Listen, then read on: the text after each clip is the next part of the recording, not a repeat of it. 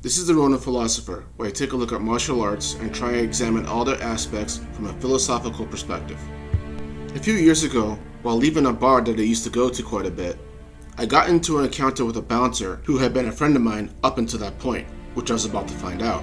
I had extended my hand to him to wish him well and to have a good day, but he instead looked me dead in the eye and said to get away from him and take his hand away or that he was going to hit me. He then accused me of having making moves on his girlfriend, who was also a friend of mine at the time, and I was completely perplexed by this.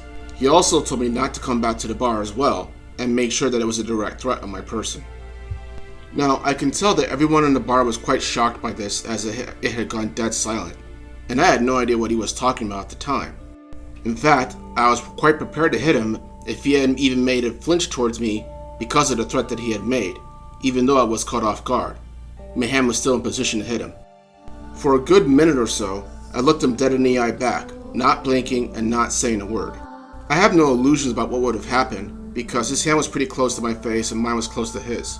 We both would have hit each other, and it was only a question of who had to hit hardest hit, or who was going to hit a more critical part of the body first. But after a minute or so, I decided to leave, because I had no idea what the circumstances were involving this, and I wanted to get some answers before I did anything rash, and then get the cops involved there again, which that bar already had a reputation of having in the first place. What's more, it was a good minute or so, and the guy still hadn't tried to hit me, so there was that as well. However, what stood out to me more about this encounter, and is also the point of this video, is my fear and hesitation that I felt in that particular moment. Now again, I walked away because I didn't know what the circumstances were, and because I didn't know the circumstances, I didn't deem it worth the risk of a physical confrontation where the outcome could be very violent because it would have been a bar fight, and again, I had no idea what was going on, and there was the risk of authorities, which were known to frequent that place anyways. So, intellectually, I knew it was the right thing to do. However, emotionally, and the truth is, I was rattled. I was rattled quite a bit. I have been practicing martial arts for over 20 years. I have sparred different types of people, larger people, smaller people, more experienced people, and so on, and been in a few fights here and there, though not a great deal. And I've had other close encounters with bouncers and other people who almost got into fights, but never crossed that line, but still being tense. And one thing that longtime practitioners of the martial arts like to pride themselves on is knowing that they know what to do when a test actually arrives. When it's not a fight in a dojo, or in a ring, or at a gym, but in a street, in a bar, elevator, or a back street. Whether all the shit that you taught was just that, bullshit, or if it actually paid off. It's the fighter's superego, that part of the brain that Sigmund Freud says contains our values and meeting those expectations. And despite my experience, I began doubting myself, my abilities, and wondered if I was really just a coward and couldn't handle myself at all in a bar fight. After all, I walked away from a situation that I had been training for a couple of decades, a bar fight, or just a street fight in general.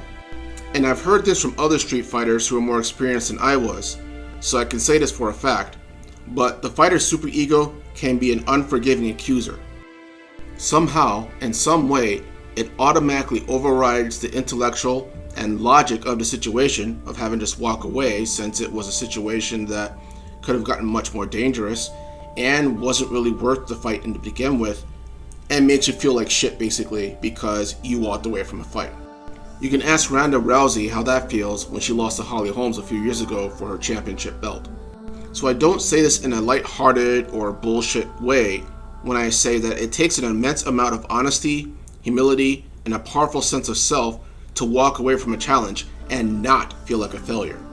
Now, most experienced fighters, warriors, soldiers, and the like will tell you that the best way to handle this fear is to spar more often and get into more fights.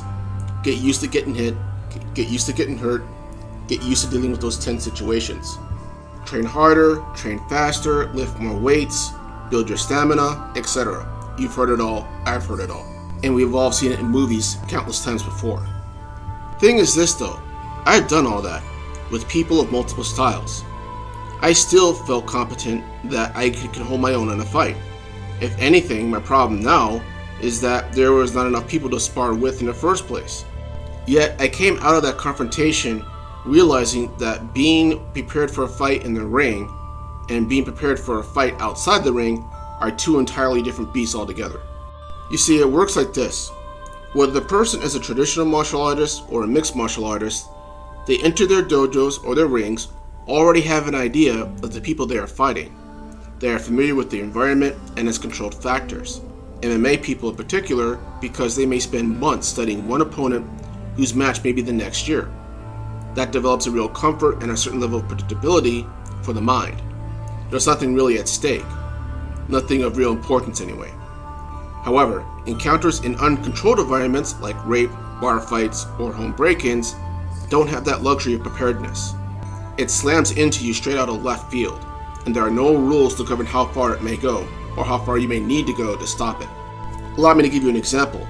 The last real fight that I had, I nearly tossed the guy into a pit that was a good 5 feet deep, when he overcommitted when he charged me. Now bear in mind, he was charging me, and when I stepped aside and grabbed him and was about to toss him, he was going in head first. So when he landed, at best he would have some broken bones. At worst, he would have broken his neck. Moreover, when I had the encounter with the bouncer, in that split second that he threatened me, I had already calculated 5 different ways that I was going to hit him on the first hit, and all of them involve vital points, eyes, throat shots, and the like. I'm not saying to sound badass or try to save my ego. I'm saying this to explain the severity of the situation. I was aiming for shots that could potentially maim or kill the person, and there would have been, again, and I can't emphasize this enough, legal consequences. Krav Maga practitioners call this first, second, and third level pressure points. Essentially, they are strikes that are either potentially fatal or result in long-term or permanent injury, will just result in a bruise, or result in a bruised ego and a bloody nose and a broken jaw. First and second level are considered the ones that have the legal complications. Because the thing of it is this, an unanticipated fight, the outcome is never guaranteed, no matter how much you train for it or how big you are. You don't know the other person's style. You don't know if they're armed or when they will use it if it's concealed. You don't know how far their endurance is or how far you may have to go to stop them or her. You don't know if that person has others who will jump you in a fight, whether on the get-go when the fight starts or if their buddy starts to lose. Victory is always possible, but it's never certain. But that's something that we don't allow ourselves to consider as fighters. And many would argue that we can't afford to do that in the first place because that compromises our chances of victory to begin with. However, there are also some more basic elements here as well, and it's what helped me come to my senses when I was dealing with this. Though, these are elements that I think few would ever admit to. Fear is not something to be ashamed of. It's not dishonorable or unmanly or makes you a pussy. Even lions and tigers feel fear, and that's what makes them as dangerous as they are. Fear is a biological response when a threat has made itself known. It instantly prepares the body for action, whether to fight or to flee. It heightens the senses, strengthens the muscles, makes the person that much more faster or stronger than they otherwise would have been. Now, this isn't to say you'll become a virtual Wolverine, but you get the idea. Everything gets heightened to danger levels. Fear itself isn't the problem. It's how we respond to it when it hits that's the problem. Something I have heard many women criticize about self-defense forms is that all the techniques look great in training, yet in that dark parking lot when someone jumps you or just starts wailing on you out of nowhere, you tense up, you go into a deer in headlight mode, or turtle up to keep yourself from getting hit. I'm not sure how many fighters prepare their students for that kind of challenge, that mental challenge. That challenge of someone's not just trying to make a point or do a demonstration, someone is legit trying to harm you, rape you, or kill you, period. Even MMA matches don't simulate that level of danger, and honestly, only a street fight, or at worst, wartime, can simulate those kind of situations. And in situations like those, situational awareness is key, or simply put, basic human intelligence. If you have a moment to access a situation, you weigh the risks and the best options are available to you. In self-defense situations, usually the best option is to walk away, even if you believe you can whip the other person's ass that's starting to shit in the first place. The hard part about unforeseen fights is that you are prevented from having those situations to gather yourself, keep calm, and assess the situation. And when they happen, you have to force those situations to gather yourself to happen, rather than wait for it to naturally open itself up to you.